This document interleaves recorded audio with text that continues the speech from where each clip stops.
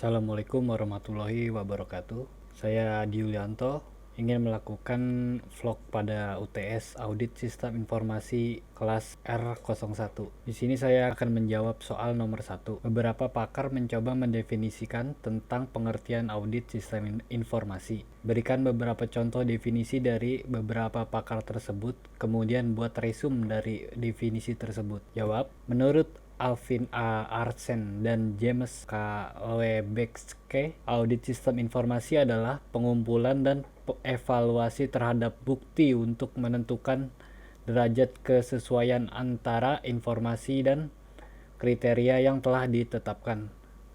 Hal ini berarti dalam pelaksanaannya, evaluasi dilakukan mengacu pada sejumlah kriteria tertentu untuk menentukan derajat kinerja yang telah dicapai.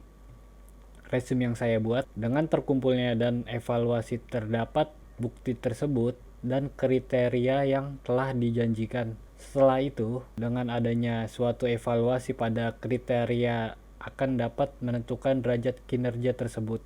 Bagian nomor 2, saya ingin menjawab soal nomor 2. Audit sistem informasi sangat penting dilakukan oleh organisasi. Ada 3 hal yang harus dijelaskan sebagai berikut. Siapa saja yang terlibat? What, teknik apa saja yang digunakan? How, bagaimana metodologinya? Jawab, siapa saja yang terlibat?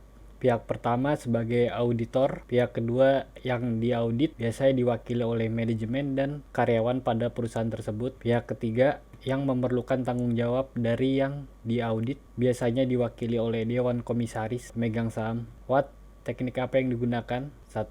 Pengaudit sekitar komputer. Pendekatan audit sekitar komputer memerlukan komputer sebagai input dan outputnya. Teknik ini meliputi penelusuran dan pemilihan transaksi dari dokumen sumber untuk diringkas. 2. Pengaudit melalui komputer. Jika pendekatan di sekitar komputer tidak mencukupi, maka pendekatan audit melalui komputer dapat difokuskan pada tahap memproses dan edit check. Teknik ini meliputi kesalahan error, pemeriksaan atau cek, dan ketidaksamaan akan dapat terdeteksi. Bagaimana metodologinya? 1. Melakukan pengujian pengendalian yang berfungsi untuk melakukan pengumpulan bukti-bukti secara efektif dan konsisten. 2. Melakukan pengujian pengendalian. 2. Mengevaluasi pengujian pengendalian.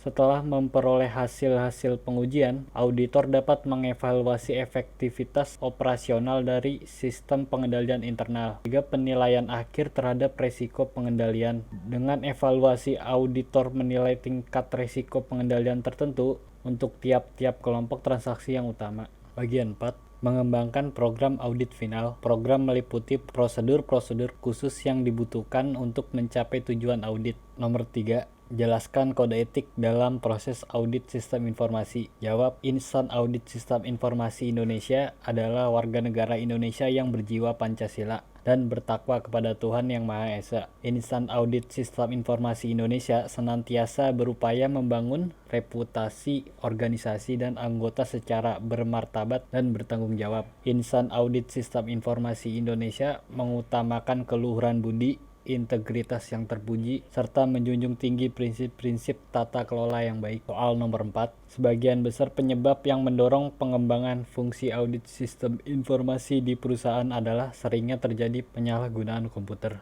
Jelaskan tipe penyalahgunaan komputer tersebut. Jawab, 1. Terjadinya kehilangan data pada komputer. 2. Salah pengambil keputusan yang berakibat informasi yang diproses tidak lengkap. 3. Agar tidak terjadinya pencurian data, dibutuhkan program khusus untuk kerahasiaan data. Sekian vlog yang saya bisa sampaikan, kurang lebihnya mohon maaf. Assalamualaikum warahmatullahi wabarakatuh.